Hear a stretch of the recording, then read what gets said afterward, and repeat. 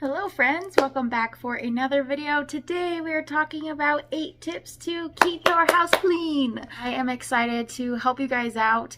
This has been a journey for me, and some of these I've added just beginning of January, and I have found extremely helpful to basically effortlessly keep my house clean. As long as you're making these habits, then it really does feel effortless. If you're new around here, my name is Sandy-Kaye. Thank you so much for joining me for another video. And let's dive right in. I just want to first point out that you will want to start these slowly because it could seem overwhelming to start all 8 tips at once. I actually recommend tip number 8 to be where you start. So obviously you'll want to wait till the end of the video to know what that tip is. And then as you see fit with your family, you can add on whichever steps you would like. Step number 1 is to do a reset of your home. Basically, you know, when you find out some guests are going to come over to your house and you're quickly throwing things into the closet and trying to clean the toilets and just do a deep clean.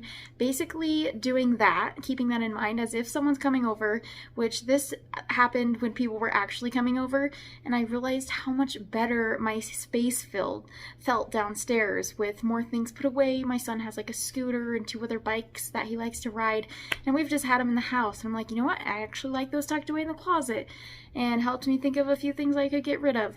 So I recommend a reset to just get a feel of your home clean and see how you feel about it, and see if that makes your head feel more clear or whatever. And then that can help you decide what things you might want to tuck away in the closet, you might want to donate, and what things you actually want out. Because each thing you have out in your home does send you messages, so just keeping it more clean and surfaces cleared off could make you feel a lot better. Number 2 is to have a home for every item in your family. Tip number 2 is to have a home for every item in your home. That way, when you are thinking about an item that you want to go get, do you have a hard time finding it, or is it actually where you would think logically it should be? This can help you too, because if you don't have a home for an item, then likely you don't need that item and you could probably get rid of it. So this is something that really helps keep things organized. Something I've loved is hooks. So having a home for all of my sons and daughters' jackets and snow coats, and for their hats, just having a hook for each of those, a hook for her bib after it's done, just knowing exactly where each item goes. And obviously I'm not perfect at this. I do not have a home for every single item. With kids it does become a lot harder, but if you can at least increase the home for some items in your house, that would be awesome. Tip number 3, this is going to kind of sound simple, but it really makes a huge difference. And this is one that you really have to get in the habit of. You know, when you come home and you throw your keys and your mail and everything on the table, well, you need to stop doing that. You need to have a key hook where you put your keys, have a spot where you put your mail, or sort through it right then, throw away what you don't need, file away what you need for the future for taxes or whatever. It's really going to be important to, when you come in the house, put your jacket on a hook, put your keys on a hook, stop throwing things on the ground, because that's what's going to start making your home feel cluttered super fast. Because even 10 items, and it could take 2 minutes to clean up, but it can just feel overwhelming, so you put it off, and then by the end of the day your house just feels like a disaster. And so this is a big game changer for me, especially like when the kids go to bed. It's like, okay, have them help if they can, and throw all the blankets in the bin, pillow on the couch, jackets hung up, just everything off of the ground and immediately into their place. Just put things in their place rather than on the ground. This will help you so much. Number 4, this is something I adopted in January, and that is doing 1 load of laundry every single day. And this might seem extreme. Maybe if you don't have enough people in your home, if it's just you, then you might not need to do this, but you could at least put them in the washer and then just keep adding to it until it becomes a full load.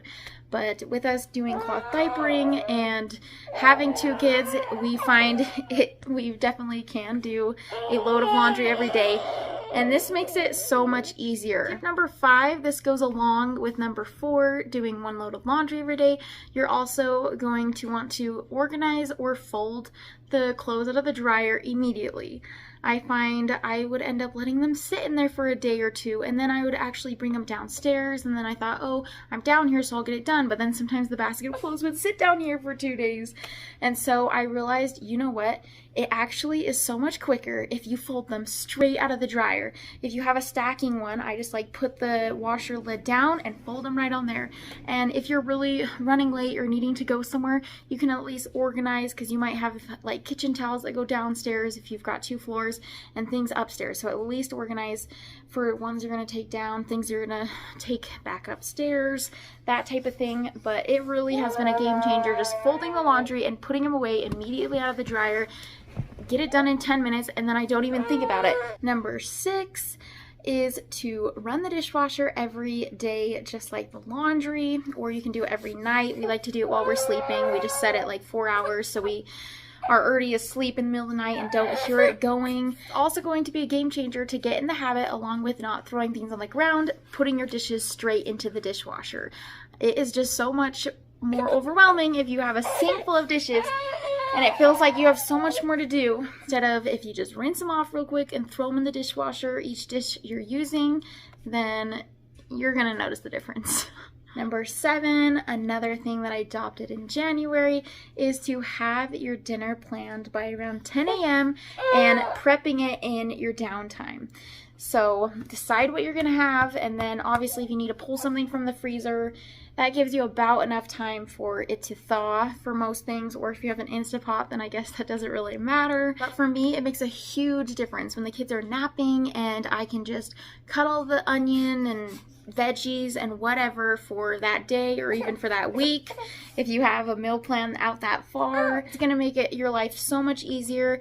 And heck, if you can, by noon, pretty much I like to have all the prep done by around noon, having all the chopping and whatever, so it's dinner when it comes around. It's quick, throw it together, doesn't feel rushed, stressful. If kids are crying while you're making dinner, you don't really have to worry. And if it's an Instapot or Crock-Pot meal, having it in by noon so it has time to cook. My final tip, number 8, the one that you'll likely want to start with just to not feel overwhelmed, is to have an easy task to do every day of the week. I like to have a task that has to be done once a week, such as cleaning toilets, vacuuming, laundry, all that stuff, and have it take 20 minutes or less. So I'll give you an example. For my week, on Mondays, I like to mop and vacuum. And of course, I can vacuum. I usually end up vacuuming like 3 times a week because, you know, kids are messy. But at least I know it's going to get done once a week. So Monday is my vacuum and mop day. Tuesday is my day for washing the linens or the sheets and towels. Wednesday is my day to scrub the toilets, and sometimes if I'm in a quick hurry, I'll just clean the toilet, and then every other week I can do a deeper full bathroom cleaning. Thursday, I like to scrub my bathtub. This one I do tend to put off. I don't know why. It's one of those tasks I don't love to do. But if you stick to just having a routine of a task to do every day and just know, okay, I'm going to set the timer for 10 minutes and get this task done, it's awesome. I have my main chores done. Maybe I have a bigger organization project or some other little cleaning I'll do during the weekend, but otherwise I don't have to feel stressed and like I have to clean. It's more of a choice. Hope those 8 tips were helpful for you, that they may help you maintain your home better and feel really that those habits can just get locked into place so you have an effortlessly clean home. Bye!